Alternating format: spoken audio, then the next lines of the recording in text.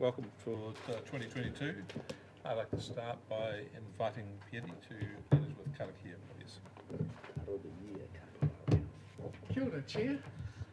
We actually don't need it on the wall anymore, do we? That's correct, eh? No, because we've got it on our phones. No, it do, mate.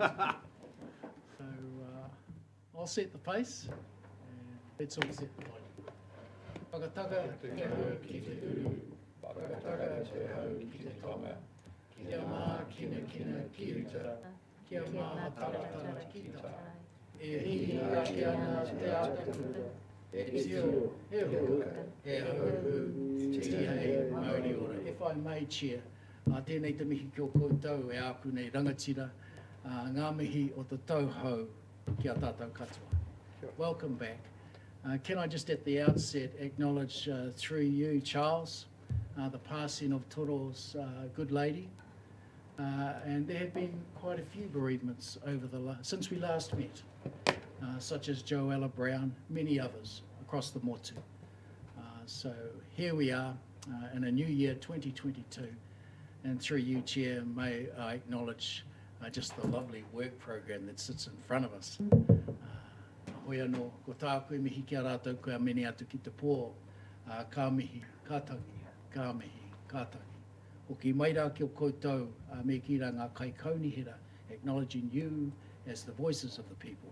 Tēnā koutou, huri no tēnā tātai. Kia ora. Thank you, Pieri. Are there any apologies, Leanne? No apologies, no notices. So just before we start on the agenda, note that it's a light agenda today. This will be an exception because we've got a lot of work to do. And I'd like to welcome you all back from your Christmas break, and I hope that you all had a relaxing, refreshing and enjoyable time with family and friends and feel refreshed. Normally when you start a new year at the look of prospects of better than the year before. I'm the eternal optimist. But I want to say that 2022 comes to us with some severe challenges right off the bat. The virus is here and it's moving. I don't think we're going to be able to dodge it anymore, and we're going to have to adapt and work with them. The predictions are that we will have an effect on our workforce and ourselves. The predictions are that we will be down at least a third of our workforce. The hospitals are going to be under pressure, and we're all going to have to live a cautious life, but not that cautious that we don't do what we need to do. So it's going to be a matter of balance. We need to make preparations. We need to wear masks, socially distance, wash our hands, do all of those sensible things. We need to just keep the things ticking along. So it's going to be a basis of keep calm and carrying on. But it is going to be a challenging year, 2022. Having said that, I'm optimistic that we're up for it. All of our government agencies locally are working together in a coordinated way, which I haven't seen before. All of the councils are all well organised. The mayors and their leadership teams are ready to spring into action to provide leadership where it's necessary. The support agencies are there, and the health people have made and remade and reworked their plans. So we're as braced as we're ever going to be. So I just think we're going to have the fortitude to box forward as best and as quickly as we can. So it's going to be a challenging year for you, Mr. Chief Executive, with all the ambitious plans we have and the challenges of the administration. But I think you and your staff are going to be up for the challenge. So having had that introduction, slightly downbeat, but hopefully positive and constructive, I'd like to start the year and say let's get on with the agenda. So starting with item number 2, conflict of interest declarations. Anybody a conflict of interest they'd like to declare? Being none, let's move for the minutes of the Regional Council meeting held on the 15th of December 2021. They've been circulated to Leanne. Has there been any people raise any amendments? No. So would someone like to move the minutes? Happy to move, Chair. Any why? Councillor Ormsby, Councillor Williams, a seconder. Any issues people like to raise? Matters arising. I put the minutes. All those in favour say aye. Contrary, no. Carried. I don't see an item here. Councillor Curtin called matters arising. I get follow-up items from the previous council meeting. Could I have one though? Matters arising? Yes, you can. As long as you don't mind. Just the website of the aquifer mapping storyboard. I'm just wondering. I couldn't access that. It may be my incompetence in that regard. But is the storyboard up and running? Question to staff. Is the storyboard up and running? Ian, would you like to answer? Morena koutou, Council. The storyboard is just going through final internal user testing before we go live, so it's not live yet. So you couldn't find it because it's not there yet, but it will very, very shortly. Well, Councillor Curtin be reassured that's not his competence. Okay. That's the only matter I have arising. Okay. Follow-up items for the previous council meeting. Would you like to lead us through this? Morena koutou. There's only 3 of those, and they've all been actioned. The commentaries in the papers, so take them as read. And any questions of that? All right. Would someone move that the previous items be received? Follow up. So move. Councillor Van Beek. Councillor Foss. All those in favour say aye. Contrary, no. Call for minor items not on the agenda. Up here, other. One minor item, update from the RPC, please. When you say update, you want to give an update? Correct, yes. Okay, thank you. All right, no other minor items, we'll move forward. Significant organisational activities.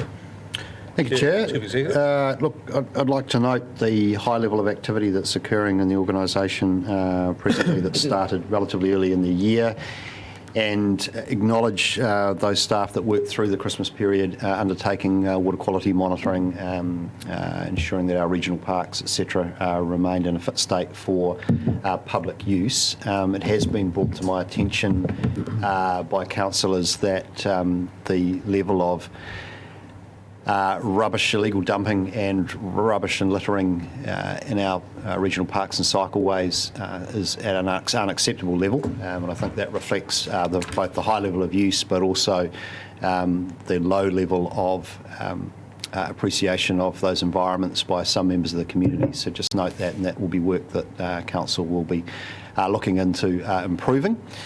And also just want to acknowledge those staff that relatively early in the year needed to turn their minds to the possibility of an impending cyclone and also the tsunami. So we did activate contingency measures around both flood risk, including river mouth openings at the Wairoa River Bar and the Tuki, and also had our civil defence staff working around the possibility of the tsunami risk. So it's been a relatively busy start to the year, but over the Christmas period relatively benign in terms of no major incidents to report to Council or to the community, and the organisation is now back into full swing. So with that, Chair, happy to take any questions in relation to the activities report. Okay, questions of activity. I'll start from my left. Councillor Curtin. Just on the last point, James, in terms of communication on those the storm event and the tsunami event, have we overcome the lag time between notification from Civil Defence Wellington and here? I just appreciate the issues we had in March of last year. Yep. Can you update us on that, what that communication looked like? My impression, based on working through that event, was we had a more timely set of assessments out of the National Emergency Management Centre, and those were relayed to the community more smoothly than with the previous event. I couldn't definitively tell you with the time differences between all of that, but certainly I've had no expressions of concern about the communication around those most recent events. So certainly work was undertaken following the last event to improve the processes both at the national level and the regional level, and I think we're seeing the evidence of improvements in that. That's good. Just follow up, if I may, Mr. Chair. In terms of inquiry, both online and by other means into our service, did we log that? Do we know what the level of inquiry around tsunami status was? I couldn't tell you whether we did log any or whether we received any, but certainly we do log, in general terms, our inquiries. We have a new customer experience system that went live in the last week, and that is some new IT infrastructure sitting in behind our incoming call volumes and incoming general email inquiries that ensures that we can track both the quantity and also the resolution of those. So I can provide Council with a subsequent report on what inquiries we had in relation to those events, and happy to do so. A very small report would be useful, just numbers really, as well, whether the system coped. Was there a log jam? No. Yes. Yep. Charlie, got any questions you'd like to raise? Anyone? Yes, thank you, Chair. And I also like to thank the staff that have been working over the summer holidays, especially our rangers in the parks and along our waterways. I have a question regarding the FEMPs. And I see that we've got some red lights there, and I'm sure there's difficulties, but if it can be explained to us what the major barriers are and therefore the opportunities to look at improving the compliance around FEMPs and those numbers. What number are you on there? That is the major... 7. Oh, yeah, but there's a... Oh, have I gone to... I don't care, but you've got a number. I just can't see which. It is in the traffic light. Sorry. Say it, 7. Item 7. Item 7, thank you, that's helpful. Yeah, okay. Through Chair. Essentially, we have a scenario where we have a few providers with the bulk of the FEMP to be done. And so we're working directly with those providers to work out how they intend to expedite that work, essentially. So we're working directly with the providers at this point in time. Yeah, look, Chair, I might just add that when the policy was developed and approved by the Board of Inquiry under Plan Change 6, I don't think due consideration was given to the notion that 1,000 farm environment plans would be due on a particular date. And I think for future plan changes for farm environment plans, we would look to stagger those over a period of time. To have 1,000 due on a single day requires FEMP holders and their providers to have started work well in advance so that that's smoothed to meet a date. Human nature being what it is, most people have left it to the last minute, and I think to have had them all arrive in compliance with the date would have probably required a number of them to have been commenced more than 12 months prior to the date of requirement. So I think that's a bit of an unintended consequence of a new policy, which at its time was leading edge nationally around requiring farm environment plans in a catchment of that nature. So it's something to work through in the future. What I can comfort Council and the community with is that there are existing farm environment plans for all of those properties that were worked through during the original tranche, and these are now renewals. So it's not that these are properties operating without farm environment plans, it's that they haven't been updated. So that's something I think we need to work through the Kotahi plan, but in the meantime we're doing everything we can to support landowners and providers with getting compliance here. Thank you. Other questions? Jacqueline? Just traffic lights number 9 and 10 on the Te Karamu catchment plan and Ahuriri catchment plan, finding those roles to be filled. what, are you getting, I mean, are there people applying, or are you simply just finding it difficult to find the right person? What's this?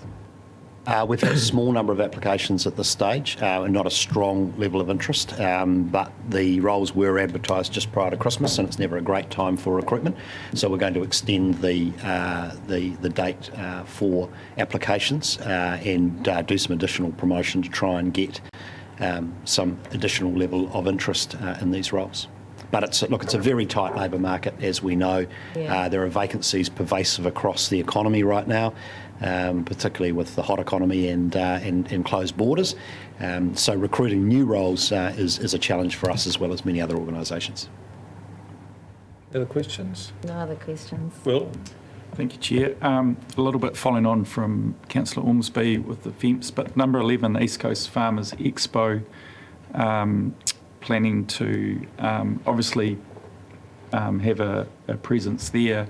Will a lot of that be around education with upcoming deadlines up in that region around FEMPS? Obviously, there's a lot of work to do up there in that area, but also back to the capacity of providers. I'm obviously well aware of those providers down in Tukituki, but up in Wairoa, is there any set up yet, or is that just some more work going on in the background too? So look, in relation to Councillor, the display, it's primarily focused around the work that the catchment advisors do. So they're typically the people who will be there and operating. What they will do is obviously carry an understanding and be able to engage in conversations around upcoming, the regulatory environment. In terms of the specific question, are we looking to build and support specific capacity for farm planning in Wairoa? That hasn't been something that we've particularly focused on at the moment, because what we're finding is that the farm planners are operating regionally. In fact, many of them operate nationally, so they don't tend to place themselves in the region where they might do the planning. Most of them operate out of the major centres. Hastings, Central Hawke's Bay has some farm planners, and they work across the motu depending on where the demands are.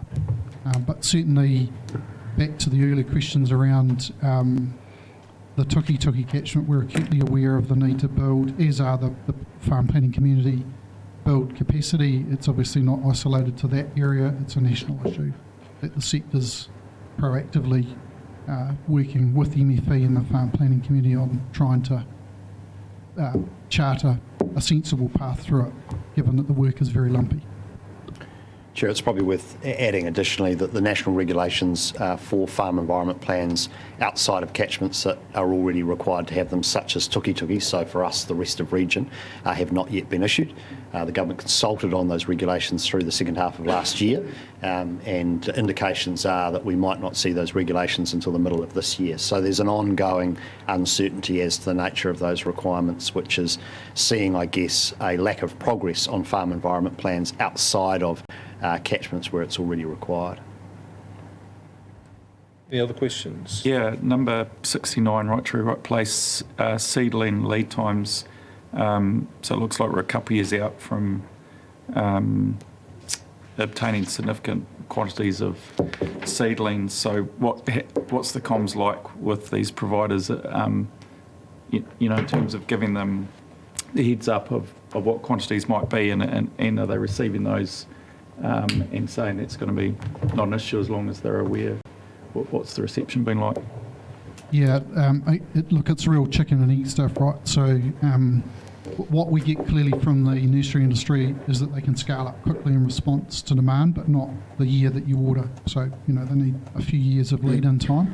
And at the moment, Right Tree, Right Place is still bedding in and clarifying available properties, their requirements, the species, etc., and timing. So we're not in a position to give them absolute definitive sort of supply chain or pipeline indications, but aware that for us to be able to deliver this, we need to do that.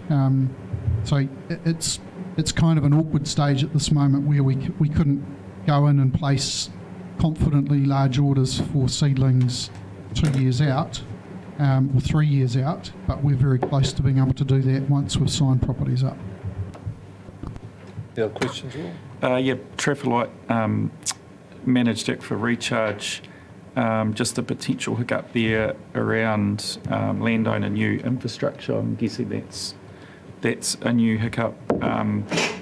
Is that going to be simply an easy matter of shifting the site, or is that site quite specific that you had worked out? Yeah. Push it over.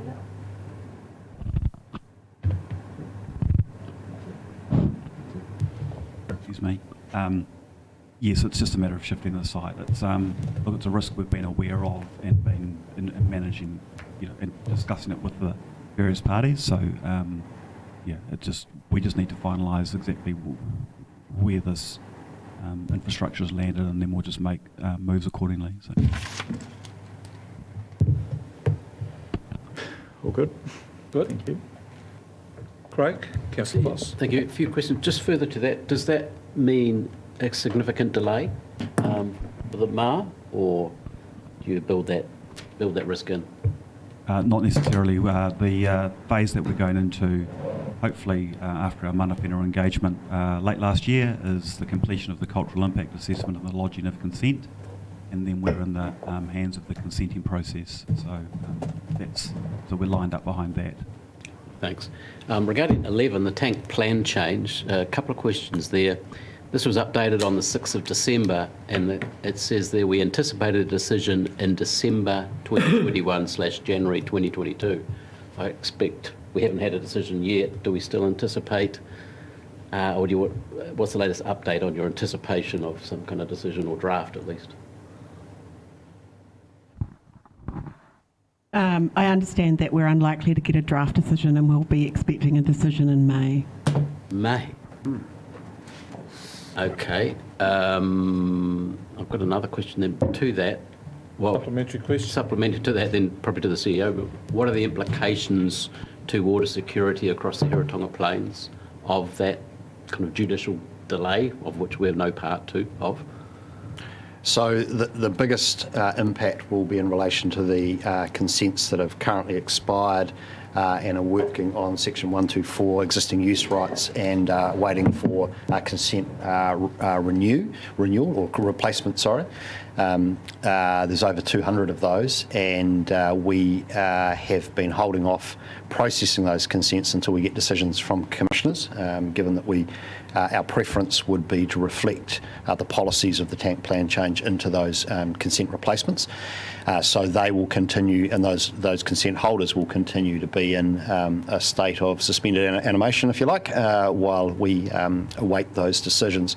In relation more broadly to the water security initiatives around water storage that is provided for, community scale water storage that's provided for, and the policies of the plan, and also the flow augmentation provisions that sit in there.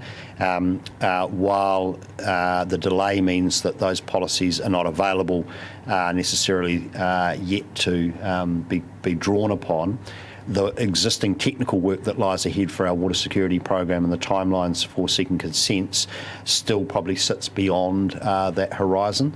So I don't think we'll see any material delays to our water security work program as a result of that at this time. So I guess there'll be some communications going to users who are in a state of animation, suspended animation, at least. So final question on that then. There's a red light there under the budget.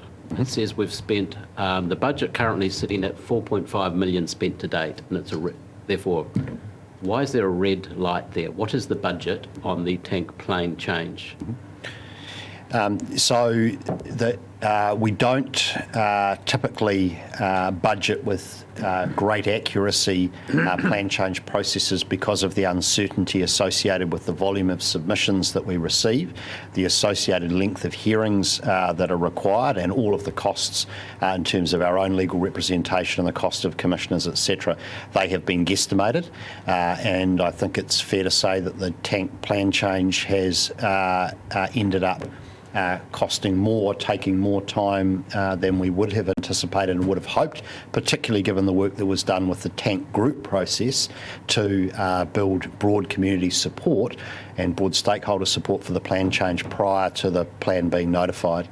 So at this stage we are eating into budget that is normally available for our policy and planning team that would be used for the kotahi process. So it slows things down and it limits the rate at which we can acquire particularly specialist consultancy advice for the kotahi plan. However, the delays that have been incurred for kotahi for other reasons are sort of lining up with that in so much as it's not having a direct and material impact at this point in time, but it certainly exceeds the what we would have hoped to have spent on this plan change. The red light just reflects the uncertainty of what it's going to financially cost, not only the resources. Yes. But there's another discussion to be had as what that uncertainty means for those on the ground who are just users, consent holders in suspended animation or otherwise.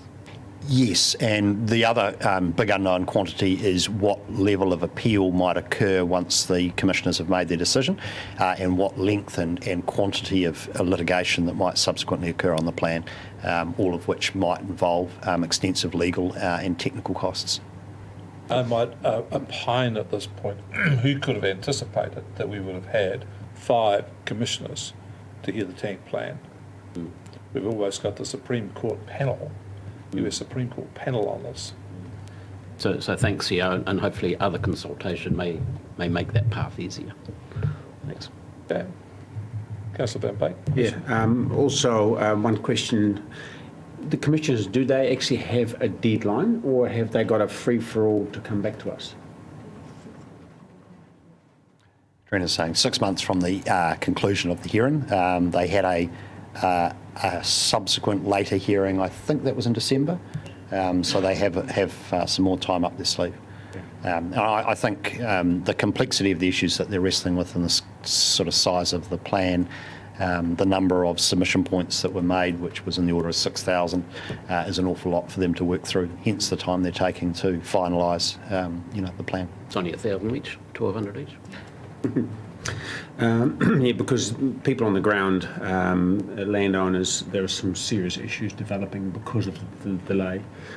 So they have plans that they can't follow through on. Traffic light system 12 and 14, there seems to be quite an issue with fencing, and I can understand why that is an issue. Are there any plans for us as a council to assist those private individuals who need to put fences up, or we ourselves put fences up? Has the works group thought of maybe assisting in this particular area? The works group has got capability to sorry.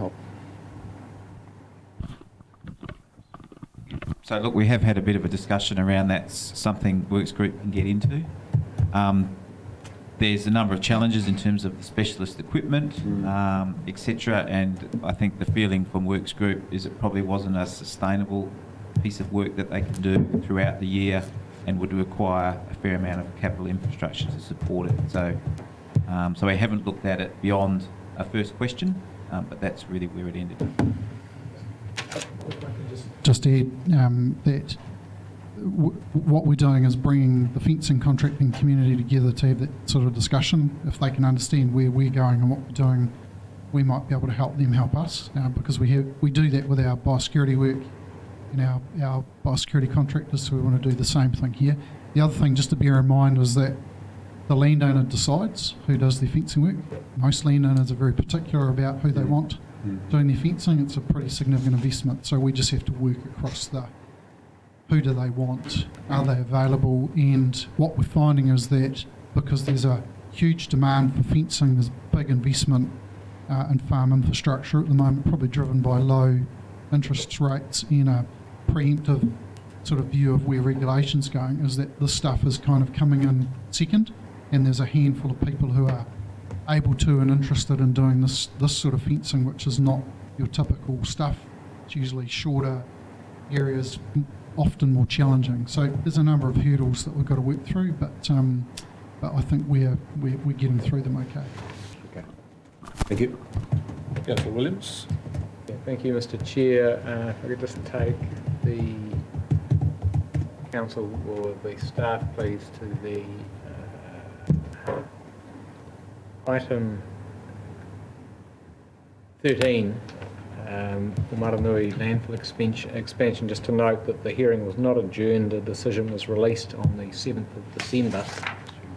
And I'm just interested to know from staff whether there have been any appeals to that. Has the appeal period expired? It must have. Just to note, and I'm blowing my own trumpet here, but no one else will, so what the heck.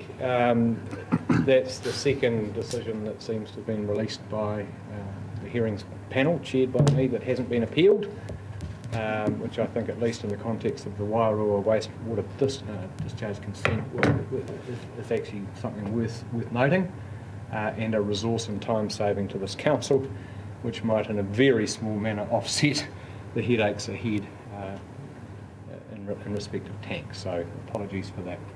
I think you should report that to the chair of the hearings committee. Make sure the chair of the hearings committee is aware of the track record of Councillor Williams. I will consult that person when I next encounter. And maybe a medal ceremony. Thank you for your support in that regard. I'll pass it on.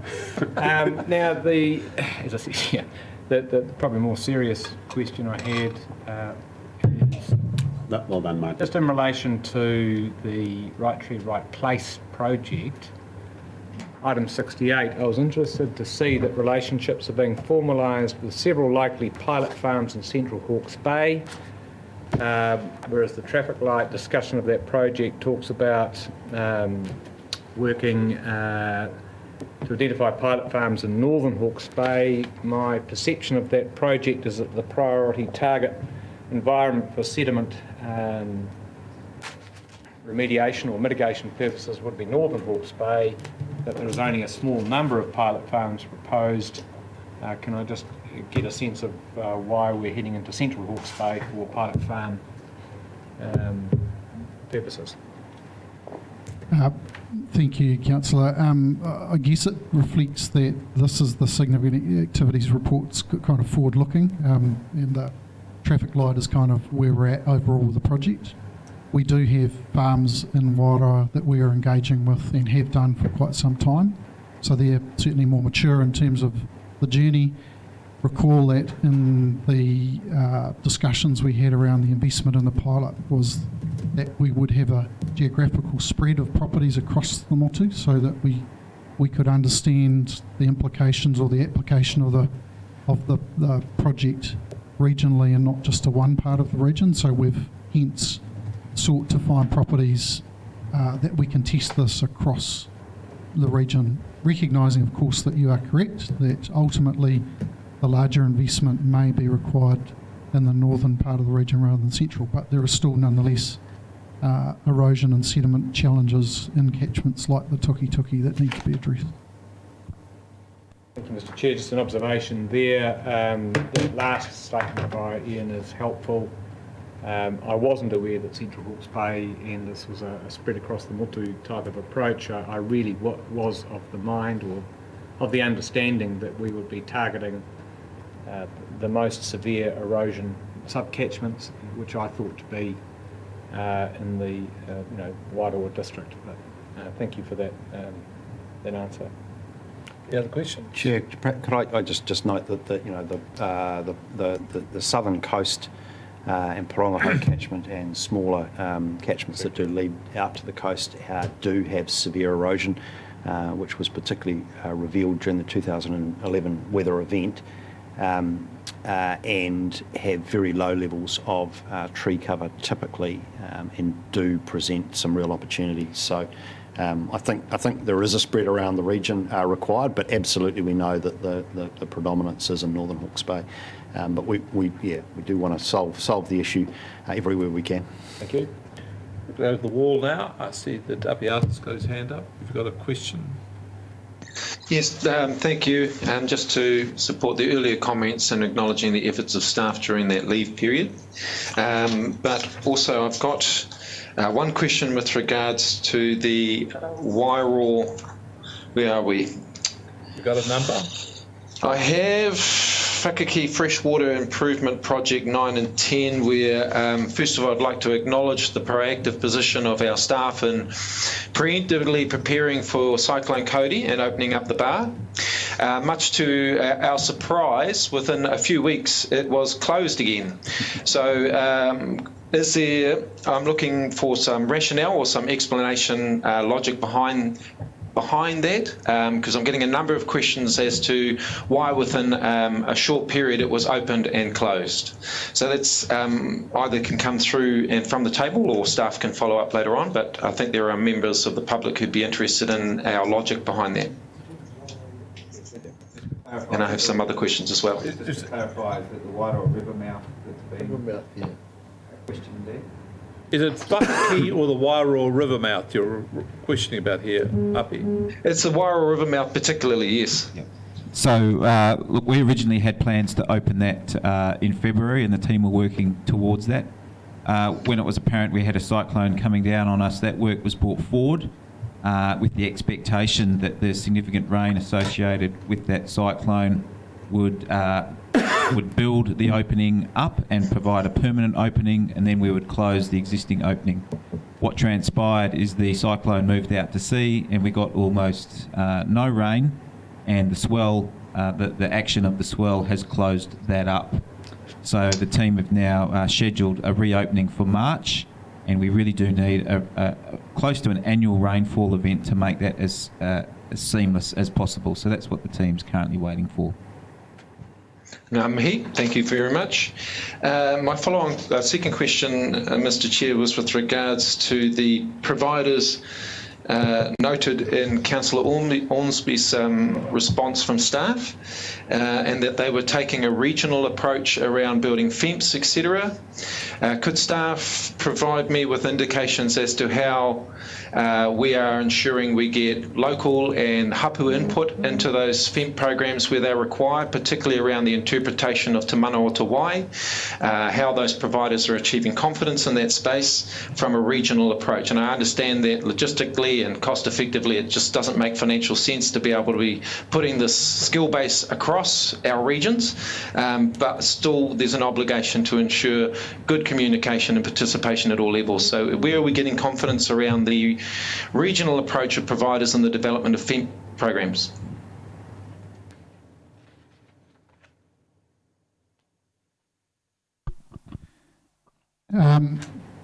So look, it's a good question, and we could probably spend quite a bit of time exploring that. So what I'd suggest that we probably need to do is bring back a little bit more detail about how that's being traversed.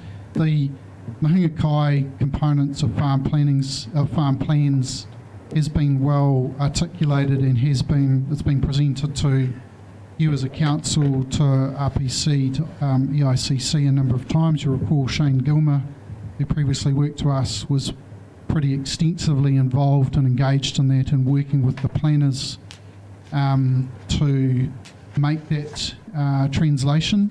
But look, I can't give you the precise detail on that. We will have to go away and bring you back more detail on how that has progressed in recent times. Any other questions? Api? Thank you, Mr. Chair. I'm happy with that response. And my final question is a request for information in pertaining to number 18, Waitangi Regional Park, and this too can be followed up by email. I note the changes that are pending around that space, including access to the river and to the beach. Have we considered the impacts associated with building a toilet in that place and the likely increase of freedom camping at the Waitangi Reserve? What's our policy on freedom camping in the reserve, please?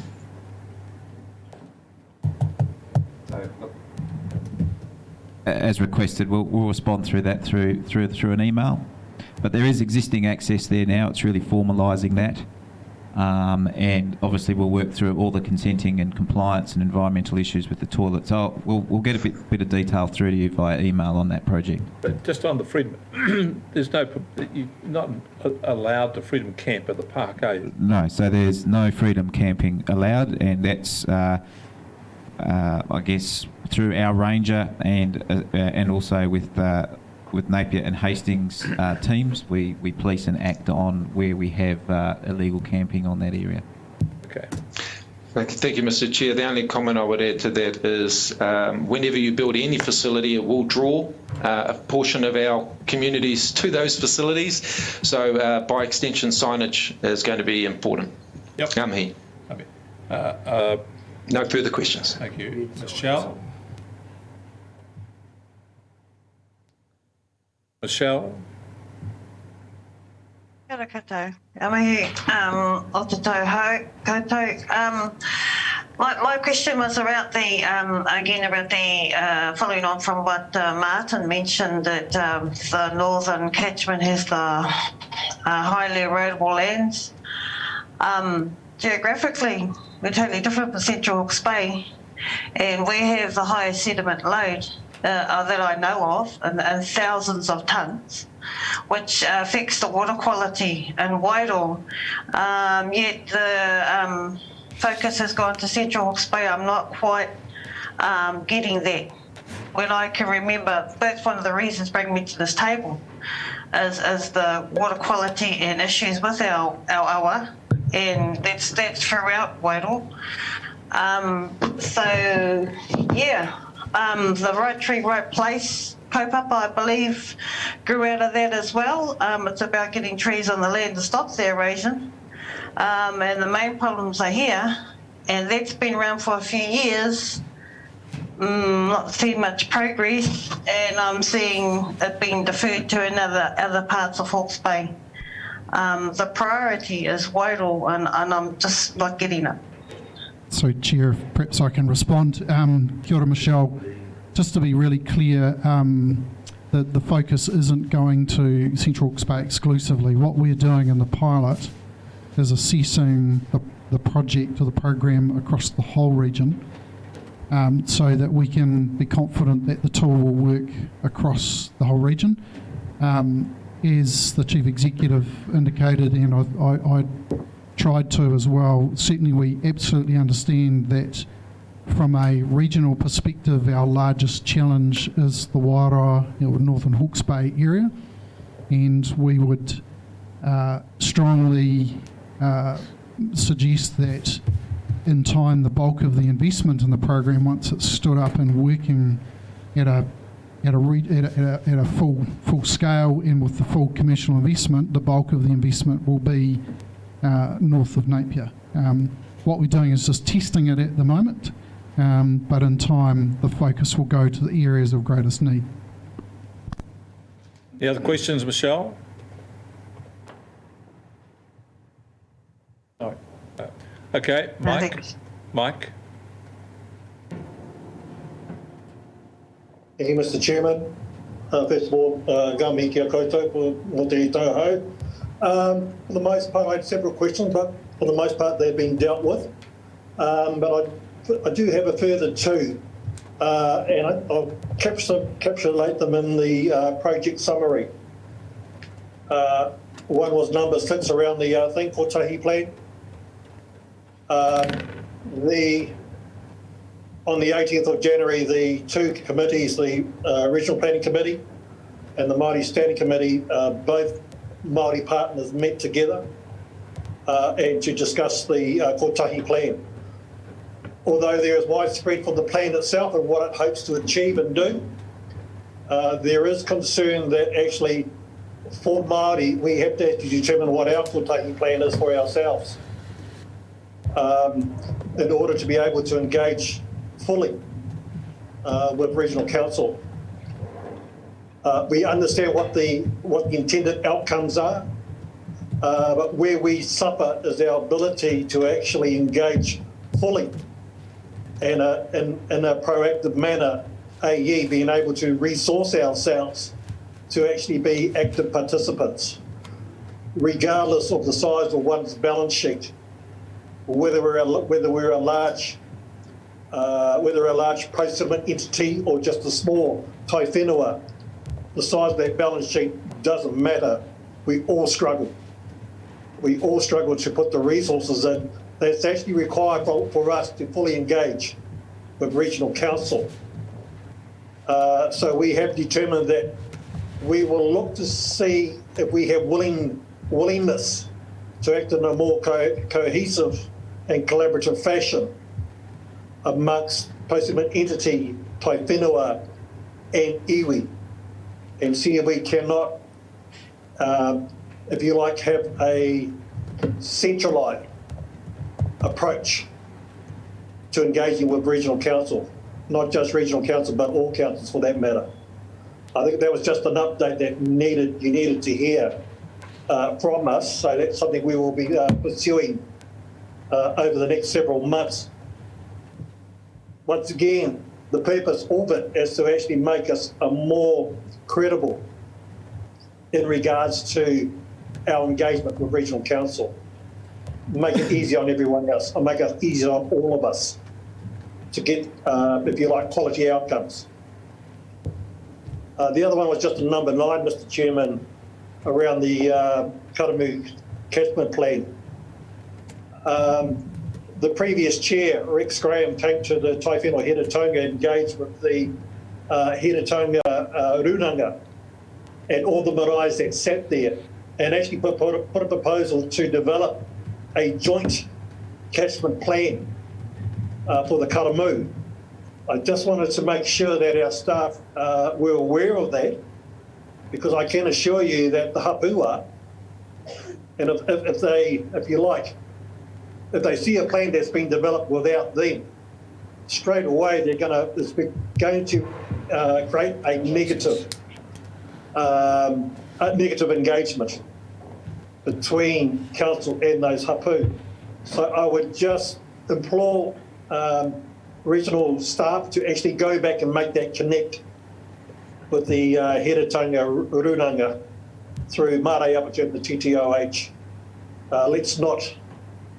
Let's not lose the goodwill that was created back in almost 18 months ago. I'll leave it at that, Mr. Chairman. Thank you very much. Thank you, Mike. I'll now defer to the CE to respond to your last point. Kia ora, Mike. So, highly cognizant of those undertakings by the previous chair. The initiative to have some resource excuse me, have some resource to support the development of a plan was certainly something that came through the long-term plan following those previous discussions that were held with Mana Whenua. As we've thought about the catchment coordinator's role in developing a plan, partnership with Mana Whenua has been at the forefront of our mind, particularly in terms of speaking the job description, etc. So we're very clear that the starting point for the conversation around the plan does need to be with Mana Whenua once we have a staff member appointed into the role. So yes, we are cognizant of that. Yes, we will follow up on that, and you can be assured that the plan will be developed in partnership with Mana Whenua. Thank you. I think that kind of goes back to my first point, James, in that, yes, we understand regional council can put resources in towards these things. But from the point of view of Mana Whenua, you know, the demand on our resources is such a wide, comes from such a wide base. And it's not just around Taiao. It's right across the spectrum of community. So, back to my first point in regards to as iwi, as Mana Whenua, whether we're post-settlement entity groups or Tai Whenua, we can't keep up.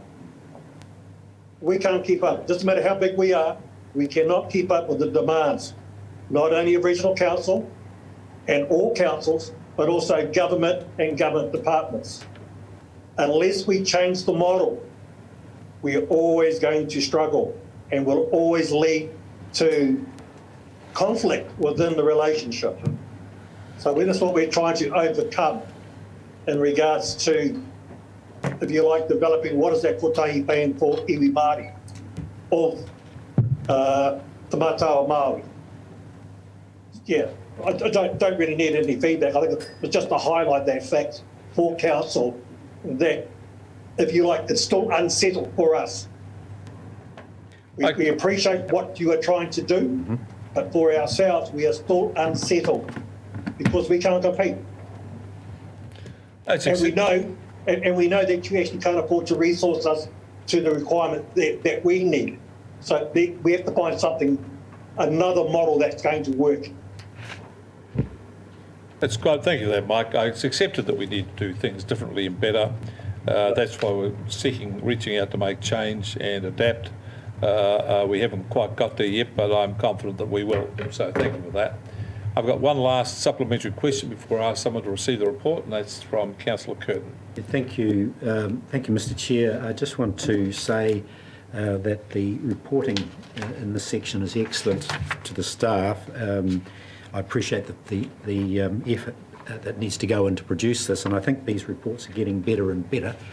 So well done. I've just got it just occurred to me during the questions this morning that this tends to creep in a bit of forgetfulness on councillors' part as to where we were last time you reported, and to not appreciate that these are snapshots in time, and there's a history that follows before. The right tree, right place discussion is one of those examples. I just wonder whether it'd be useful, particularly the project summary 1 to 15, if there could be an insertion of, if you like, the primary document that sits behind that particular project, if that were referenced in there, a link to that paper. And I'm just, for example, looking at the Regional Water Security Program as an example, whether that could be looked at so that we can click onto that primary reference and make sure we do our homework and don't bring questions that are well answered in a prior paper, whether that's worth consideration. And I did want to ask specifically on project summary number 13, future water use. I'm not clear where that comes from and where it sits. Is there anyone able to help me with that one? So the future of water use was $1 million set aside in the long-term plan around initiatives that would see, in complement to our efforts for water storage and managed aquifer recharge, to reduce demand and find water conservation and efficiency opportunities. That's currently sitting as a joint initiative between our water security program and our existing water information service that works with irrigators, for example, around water use efficiency. So across those two teams, work is underway to develop a specific program of work to use the $1 million worth of funding for best effect, and we will be bringing back to council some decisions about deploying those resources. And there has been some attempts to start engagement with major industrial water users in the Heritonga zone to look at where the opportunities lie for us there. I appreciate that side of it, James. So essentially, it's a supplementary to the Regional Water Security Program in some way. Is that how you see that? Complementary, yes. Complementary to that, yes. And just one final suggestion, third supplementary, Mr. Chair.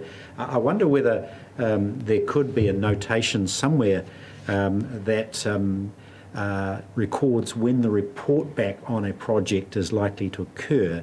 So, if we take right tree, right place, the next report back Environment Committee in March or whenever that is. So is that possible to add a little note that says reference the primary source and to report back by such and such? And I think that would add value to that report section. Well, can I just say I'll answer the question. Thank you for both those suggestions, Councillor Curtin, as always helpful. The thing is that it's going to add to the volume and the complexity of the report, and I would take it as you have suggested, 2 suggestions to go forward to, but I'm also mindful of the fact that we are going to have a lot of work pressure on us and might have a number of staff off. So if it can be done and done easily, fair enough. If it can't be, well, we'll just have to come back and say so. Once they're loaded in, it's not a difficulty though, Mr. The report has to be updated all the time. Yeah. Anyway, I'll just leave it to them to figure out whether they can do it or not. Come back, John. Yep. Councillor Hawke. Thank you, Chair, for the second round of question. But it just did remind me that through our long-term plan, we decided on supporting Te Karamu Catchment Coordinator as well as Ahuriri. And in the same theme or light, we also decided to employ a climate change ambassador. So, James, could you please update us on where that's at? So the Ahuriri coordinator is being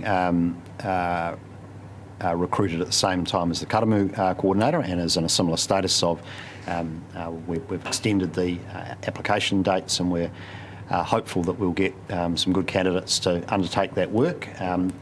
In both cases, they will be coming back to the Environment Integrated Catchments Committee with a scope of work so that you can understand what their work program looks like, particularly with respect to community and tangata whenua engagement. With respect to climate change, similarly, the climate change ambassador role commences in a couple of weeks' time. She starts. We've had some preliminary meetings with her before she's arrived about her work, and what is proposed is that she brings to the ENICC committee, the Corporate and Strategic Committee, a proposed work program. And there's a bit of a building blocks approach that we're working through, which starts with assembling the critical components of what would be a regional climate action plan. And some of that's some basic information such as emissions inventory, where the opportunities lie for emissions reductions, etc. That would build with some community engagement into a community action plan around climate change. And the idea would be that that's sequenced into the next long-term plan. So by the time we develop the next LTP, we have a plan we've developed with the community, we have a series of targeted programs and actions that have been identified, and then we can take that through to funding the LTP. So that's broadly the architecture, but the detail of that will be brought through to Council Committee once she's started. Thank you. Great to hear. Thank you. Can I have someone move that we receive the report? Councillor Williams, Councillor Foley. All those in favour will say aye. Aye. Aye. Contrary, no. Carried. Fixing the common seal. Moved. Councillor Van Beek. I have a question on it, actually. A question? Question. The use of it highlighted there is just the delegations under the civil defence. The question is, have there been any changes to those delegations or anticipated any changes given the new kind of the traffic light system? So when first done, that was under the step 1, 2, 3, etc. So are there any changes, or is that just some kind of administrative change there? Yeah, no changes. I mean, we've recently run the ruler over all of the statutory delegations for staff warrant purposes, and we're satisfied that they are all up to date with respect to any requirements that we might have in both the civil defence and our broader statutory capacity too. So that's had a very recent audit, and there's been a large number of staff warrants updated in the last 2 weeks actually, to ensure that we are fully prepared for all operational requirements we might have. Great, so refresh and tidy up in anticipation of hopefully not need to be used. Yes. Thanks. But on the other side of this is a health measure, so all of this is led by health. So it's whatever happens to the traffic light system is a decision within health, not in civil defence. And civil defence in this situation only plays a supporting role within its scope of its own powers. So it should not require any changes at all. No, but it is the warrant of this organisation being used, which is why I asked. Oh yeah, I'm just explaining to you. It's in light of you talked about the traffic light system. Yeah. I'm saying that health is the lead on that, not civil defence, and civil defence will only be asked to work with them within the scope of their existing authority. So it should be no change whatsoever. All right, mover and second. All those in favour say aye. Aye. Carried. Reports from the Transport Committee. Councillor Williams, you've got some magic to tell us. Thank you, Mr. Chair. Now, there's just a couple of dimensions I wanted to focus on that are perhaps not that expressly brought to your attention in the report. although there is reference to the speed limit decision for State Highway 5, which we've now got, and essentially, despite close to 1,800 submissions, many of which were opposed, the proposal has been adopted as notified. I'm working towards convening an extraordinary meeting of the Regional Transport Committee to discuss a coordinated, strong and region-wide response to that. We are dealing with what quite literally is both the aorta and the vena cava of the inter-regional transport network for this region. There's no other corridor north. There's no railway line that you could ever put through there. Regional viability and resilience is utterly dependent on a sustained and significant level of investment in that corridor. And I should clarify in saying this that I'm not ordinarily a great fan of road investment, particularly for private car use. An irony here is that we pitched with our regional transport plan for a multimodal business case for the expressway. So it could include, we could look at a bus lane and a cycle road lane on that corridor. The great irony there is that the budget for cycle-related projects was so oversubscribed that we failed in our bid for a business case funding for that because we were trying to do cycling, which sort of like, what do you do? But anyway, back to State Highway 5, my real concern there is freight. The immediate context for that is supply chain disruption, but starting very soon, all trucks will be doing no more than 80 kilometres on that road, and I just simply don't know how that's going to work. And we've heard from the deputations to the committee just how difficult that's going to be, and I've read a lot about that in the media as well. So yeah, we're not going to take this lying down. I think the main initiative here is to hold the Transport Agency accountable. The safety pretext is undeniable. It is a paramount concern, but we can't let the agency or indeed the Ministry of Transport or government generally off the hook here and sort of pretend the job's done because the speed limit's reduced to 80 kilometres.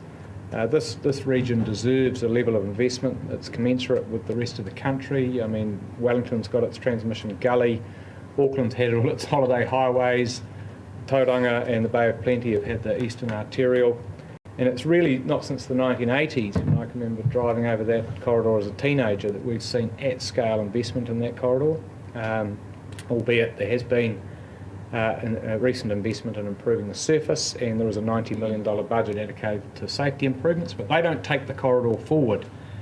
So yeah, as I say, we're not going to take this lying down and watch this space on State Highway 5.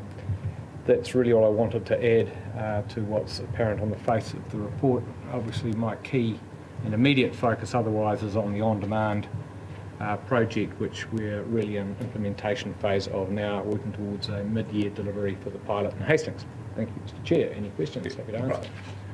Trina, do you want to add anything? No? All right, questions? Okay, would you like to move your report? I will do that. I have a seconder. Charlie? All those in favour say aye. Aye. Contrary, no. Carried. Okay, coastal hazards. Councillor Van Beek. Yeah, so meeting on the 19th, where it was a relatively quick meeting because we were all sort of anticipating, and the memorandum of transition was the key item for discussion. Some minor amendments were requested and in general endorsed by those present, although I've heard a few rumblings, especially coming from Hastings, but I haven't heard since, so we'll see where that will lead. Our communication is going to be somewhat difficult. Next week we've got a workshop with our panel, and Chris and myself have been discussing how we're going to hold this. They've got that in plan, so under the traffic light system we can still meet with them. But it will be somewhat difficult, especially if we have to have vaccine passports and we don't know what level of our members are actually vaccinated. So we'll see, but we'll try to do our utmost to continue to keep the communications going and the workshopping going with our panel. So we'll continue to move on this. Right. Any questions? Just a question, Yurif. Will the other councils, have they had enough time to be able to agree to the memorandum of transition before our next joint committee meeting? That was supposed to be done in December. I think from what I hear with discussions with a couple of councillors that they actually haven't had that time to discuss. So it may not be the case. Mm-hmm. So we'll get into a space where we actually have limited time to make these decisions and get it approved. But it is what it is. We just have to continue to work with it. And I think it's Chris and myself and Simon will have offline discussions with them to make sure that everything is in train and that we'll meet our deadlines. Thank you. All right. Would you like to move the report? I'll move the report. I'm happy to second the report. Thank you. All those in favour say aye. Aye. Contrary, no. Carried. Council's reports from outside bodies. Been generally quiet period over the Christmas, New Year. So anybody got anything on here they'd like to report to? No out-of-body experiences at all. No out-of-body experiences, okay. I had one after Christmas dinner, but... No, that's all right. So we'll move on. Therefore, minor items, we've got one, that's Apiata, wants to give us an update. Thank you, Mr. Chair. So it's really a follow-on from Mike's update around how our Regional Planning Committee and our Mighty Standing Committee are working more closely together. And by extension, as a result of that meeting, we had an update from the current co-chair of the Regional Planning Committee. So the indication here is that she has taken on a new position, working for Te Mana Ahuriri, and I'll leave her the space to elaborate what that means. But by extension, that means there'll be new members coming onto the Regional Planning Committee and likely to be a discussion and a subsequent election around chair and deputy chair. So that's my update to the members of council. Kia ora. Thank you. Very good. Right, that comes the items of close of items for the public domain. We now have to go into public excluded to do the minutes from the previous public excluded meeting. I'll move to go into Councillor Blake moves, we go to public excluded. Second. Councillor Foley seconds that. All those in favour will say aye. Aye. Contrary, no. Carried. We now move to public excluded.